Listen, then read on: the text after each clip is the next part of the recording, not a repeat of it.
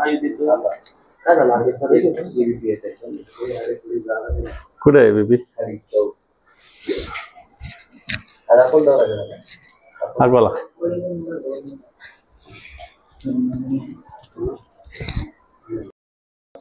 जोरात काम करा, संघटना वाढवा, एवढं शुभेच्छा. असं आहे, अभिजात दर्जा देणं, मुख्यमंत्र्यांची भेट, याच्यामध्ये तुम्हाला काही गणित दिसतात? पुन्हा युती एकत्र येण्याची किंवा पुन्हा बिनशर्त पाठिंब्याचे असे काही गणित? मुख्यमंत्र्यांची भेट, मुख्यमंत्र्यांनी दोघांची भेट झाली, राज ठाकरेंची आणि मुख्यमंत्र्यांची अचानक. दसरा त्यांनी जो पाठिंबा दिला होता त्यातली ही एक मागणी होती की अभिजात भाषेला दर्जा. हे काही कोणी मागणी केली म्हणून त्याला लगेच अभिजात्येचा दर्जा नाही दिला जात असं. ही मागणी वर्षानुवर्ष महाराष्ट्राने केलेली. याच्यात अनेक क्रायटेरिया आहे, याच्यात अनेक पाहणी आहे, याच्यात अनेक तपास असतो. प्राचीन काळामध्ये किंवा जितकं पुराणामध्ये कुठं मराठी आहे, काही कातळ शिरपाव लिहिलं आहे, काही लेण्यामध्ये लिहिलेलं आहे, काही त्याचे लेख सापडलेले आहे. इतका अभ्यास करतात. अभिजाताचा दर्जा काय सरकारच्या मनात आलं आणि 1 मिनिटात दिलं असं कधी होत नसतं.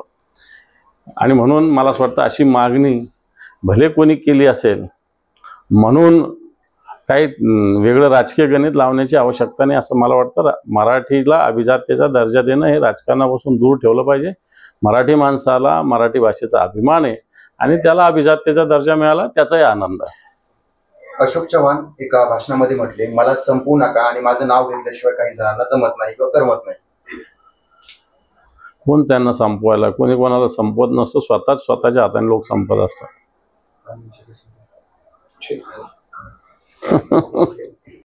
त्याला काळ फासलेला आहे, तुमची काय भूमिका? कुठं? माझ्या नाही, मी नाही. माझ्या झालेला आहे कोंढवा पोलीस ठाण्यामध्ये. म्हणजे बोर्ड होते, संभाजीनगर लिहिलं होतं 10 किलोमीटर राजस्टोन. अशा प्रकारे किलोमीटरची जी बोर्ड आहे त्याला काळ फासले, संभाजीनगर दिसेल.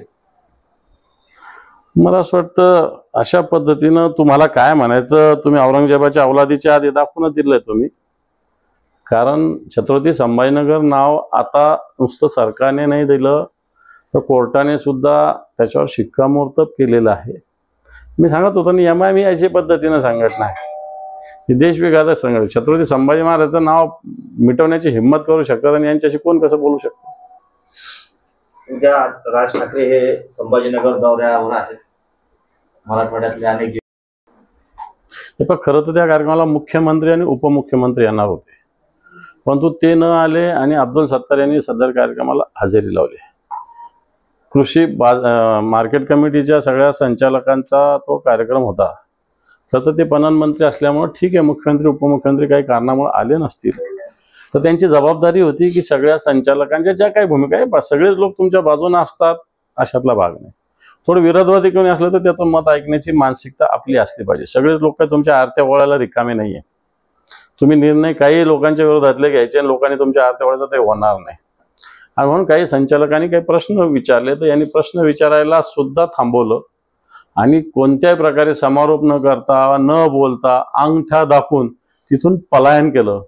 आणि तेव्हा महाराष्ट्रातल्या सगळ्या पक्षाच्या, त्यांच्याही पक्षाच्या लोकांनी, त्यांच्या पक्षाचे त्याच्यावर बोटावर मोजणे इतके, परंतु भारतीय जनता पार्टीच्या लोकांनी सुद्धा या सगळ्या प्रवृत्तीचा निषेध केला. मला वाटतं सत्तारांचं हे वागणं मंत्री म्हणून योग्य नाही. कारण मार्केट कमिटी महत्त्वाची संस्था आहे, तिचे संचालक सुद्धा महत्त्वाचे, त्यांचा आदर केला पाहिजे, त्यांचं म्हणणं ऐकलं पाहिजे. प्रश्न सोडता येत असेल तर सोडले पाहिजे, नसेल सुटत तर किमान ऐकले तर पाहिजे. पण ही भूमिका न घेता सत्तारांची भूमिका घेतली, ही मला असं वाटतं जनतेच्या विरोधातली भूमिका आहे. रामगिरी महाराजांना अजून एक वादग्रस्त वक्तव्य केलंय. साईबाबा मुस्लिम होते तर राम भक्त होते असं केलं. हे पाहता, रामगिरी महाराजांचे बोलविते करविते धनी कोण आहे मला माहिती नाहीये, परंतु असं कुठं लिहिलं आणि कुठं त्यांनी वाचलं आम्हाला माहिती नाहीये. तर त्यांच्या या वक्तव्याचा मला असं वाटत नाही की आम्ही त्याच्यावर लक्ष द्यावं. 6 तारखेला शासन आपल्या दारी हा कार्यक्रम संभाजीनगरमध्ये होतोय आणि त्याच दिवशी मोदीचा पण कार्यक्रम होतोय. त्यामुळे जिल्हाधिकाऱ्यांनी सक्ती केली आहे शाळांना आपल्या स्कूल बसेस देण्याबाबत. मला हे पत्रक माझ्याकडे आलेलं आहे. मी शिक्षणाधिकाऱ्यांना या संदर्भात संपर्क साधलेला आहे. शाळेच्या बसेस बाकीच्या लोकांना जर चालवायला दिले तर RTO कारवाई करते. आता प्रत्यक्षात जिल्ह्याच्या शिक्षणाधिकाऱ्यांनी, मी त्यांना विचारलं तर त्यांनी मला कलेक्टरचा आदेश असं सांगितलेलं आहे. जर कलेक्टरच्या आदेशाने शाळांना बस देणं कंपल्सरी केलं आणि या शाळा विद्यार्थ्यांशिवाय बाकीच्या कामाला जर वापरल्या तर या चुकीच्या होईल. निश्चित त्याची रीतसर तक्रार करण्यात येईल. RTOला सुद्धा याच्या संदर्भात सूचना देण्यात येईल आणि याच्या उपरी त्यांनी जर सत्तेचा दुरुपयोग केला तर त्याचा निश्चित कशा पद्धतीने करायचं हे आम्ही ठरवू. दादा, इम्तियाज जलील मुंबईकडे निघाले होते त्यावेळी छत्रपती झाला होता. त्यांनी त्या ठिकाणी चौकशी अहवाल रद्द करण्याचा निर्णय दिला होता. मात्र अब्दुल सत्तारांचा आदेश रद्द केलेला आहे आणि त्यांना अधिकार नसल्याचं सुद्धा मत नव्हतं. अब्दुल सत्तार यांनी आधी पण आता पण अनेक निर्णय अधिकार नसताना घेतलेले आहे. खरं तर अशा मंत्र्यांना या मंत्रिमंडळात ठेवतात कसं, अशा प्रकारची स्थिती आहे. आणि याही प्रकरणात अब्दुल सत्तार यांनी ज्या पद्धतीनं मनमानी करण्याचा प्रयत्न केला होता ही मनमानी चुकीचीच होती. वाटतं माननीय न्यायालयाने याच्यावर चांगल्या पद्धतीने चपराक दिलेली आहे. पण तो सत्तार ते सुधारणार नाही हे तुम्हाला सांगतो. असे अनेक प्रकरणं आहेत की ज्याच्यात कोर्टाने सत्तारांना सूचना दिलेल्या आहे पण प्रशासन त्यांच्यासमोर शेपूट आलं होतं आणि या कोर्टाच्या निर्णयाला सुद्धा दाद देत नाही. निश्चित येणार काळात आम्ही या सगळ्या विषयी योग्य ते पावलं उचलू. मराठी भाषेला अभिजात दर्जा मिळाला का? हो, केंद्र सरकार त्याच्यात अभिनंदन आम्ही केलेलं आहे. कारण मराठी भाषेला अभिजातेचा दर्जा दिला पाहिजे ही मागणी सातत्यानं शिवसेनेनं, मग दिवाकरजी रावते साहेब असतील, सुभाषजी देसाई साहेब असतील, या दोन नेतृत्वाच्या माध्यमातून सातत्यानं शिवसेनेनं मराठी भाषेला अभिजातेचा दर्जा देण्याची मागणी केलेली होती. तर मराठी भाषा ही अभिजातच आहे.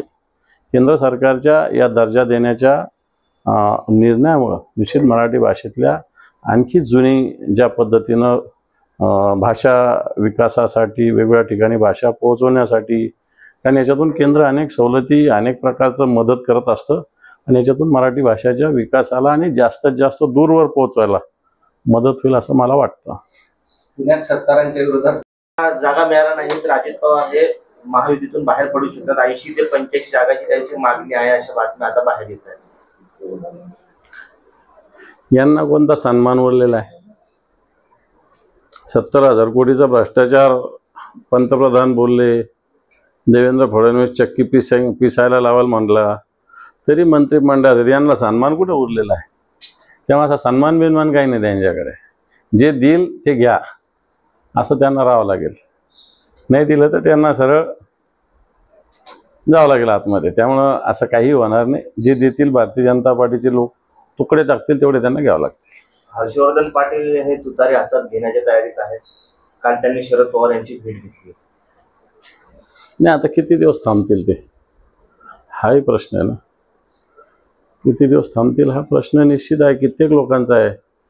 भारतीय जनता पार्टीनं खोटे आश्वासनं देऊन त्यांना हे केलेलं आहे. आता मला असं वाटतं असे अनेक लोक, एकटे हर्षवर्धन पाटील नाही, अनेक लोकांनी अशी सुरुवात केलेली ऑलरेडी मागच्या काळात घडलेली आहे. राष्ट्रवादीत असेल, शिवसेनेत असेल, असे बऱ्याच लोकांनी प्रवेश केलेला आहे. पुण्यात पुन्हा एकदा सामूहिक बलात्काराची घटना समोर आलेली आहे. वडिलांसोबत फिरायला गेलेल्या एका 21 वर्षीय महाविद्यालयीन तरुणीवर सामूहिक अत्याचार झालेला आहे. हे पहा, सातत्यानं महाराष्ट्र आणि विशेषतः माता भगिनीवर अत्याचाराचं केंद्र बनू पाहत आहे. खरं ते लाजिरवाणं आहे आपल्याला. कारण हा सावित्रीबाई फुलेंचा, जिजाऊचा, अहिल्याबाई होळकरांचा महाराष्ट्र आहे आणि या ठिकाणी महिलांवर अत्याचार ही गोष्ट अतिशय लाजिरवाणी, किळसवाणी आहे. आणि त्यातल्या त्यात पुण्यासारख्या शहरामध्ये लागोपाठ काल परवा सुद्धा काहीतरी शाळेच्या बसमध्ये जो चालक आहे त्यांनीच विद्यार्थिनीवर अतिप्रसंग करण्याचा नव्हे, काही दिवस सातत्यानं तो करत आलेला आहे. आणि ही लागोपाठची घटना, कायदा सुव्यवस्थेचा धाक या महाराष्ट्रात राहिलेला नाही. बहिणींचं संरक्षण हे महाराष्ट्र करत नाही. अशा प्रकारची स्थिती आहे. मग निश्चित सगळ्या बहिणी या सरकारला धडा शिकवतील.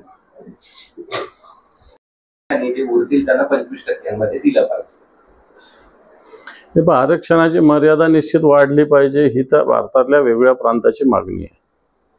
कारण काही जणांना आरक्षण पाहिजे, परंतु 50% मर्यादा असल्यामुळं राज्य सरकारची इच्छा असूनही कित्येक ठिकाणी आरक्षण दिलं जाऊ शकत नाही.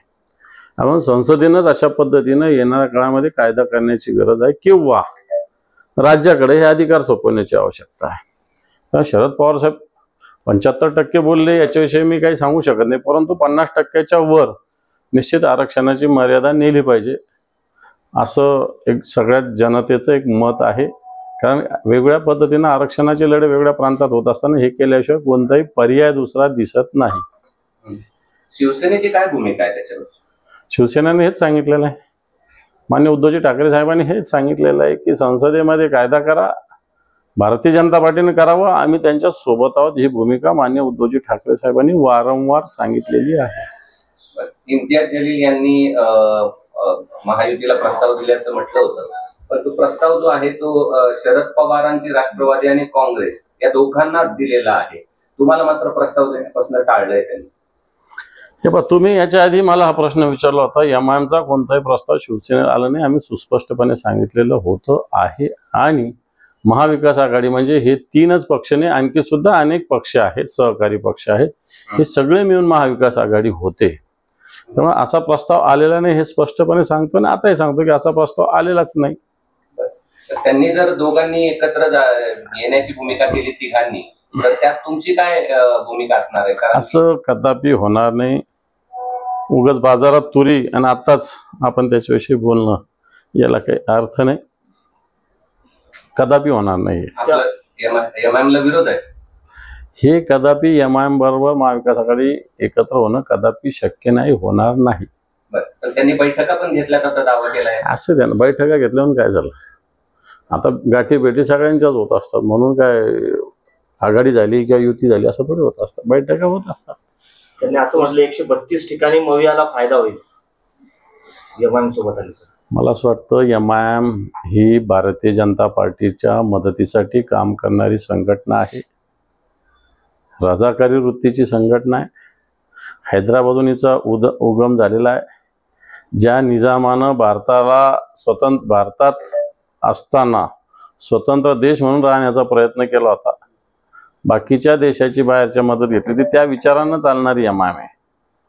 परंतु त्याच्यामुळे त्याच्याशी अशा पद्धतीनं वैचारिक एकत्र येणं कदापि मला वाटत नाही शक्य आहे. अब्दुल सत्तारांना इकडं खंडपीठाने झटका दिला बाजार समिती.